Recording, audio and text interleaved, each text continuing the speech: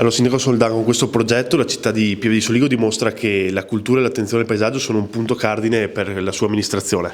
Sì, certo, è un progetto molto interessante che dà anche continuità tra le amministrazioni. Paesagire è un'iniziativa che era già partita alcune amministrazioni fa, che torna oggi con un programma completo che prevede da aprile fino alla fine di giugno tutta una serie di eventi importanti in cui il tema centrale è il paesaggio, il rapporto con l'uomo e il rapporto dell'uomo con il paesaggio e tutto coordinato attraverso eventi culturali che prevedano l'integrazione delle varie arti.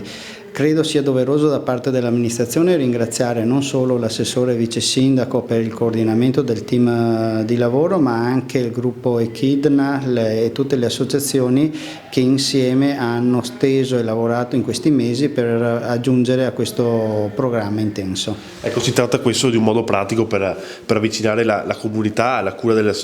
alla sostenibilità del proprio paese e soprattutto anche verso i più piccoli. Sì, certo, la consapevolezza, soprattutto oggi, grazie anche al riconoscimento UNESCO, deve diventare di tutti e anche la tutela è una responsabilità che noi abbiamo con l'abitare in questi luoghi proprio per mantenere e preservare questo ambiente, però guardando alla modernità e alla contemporaneità.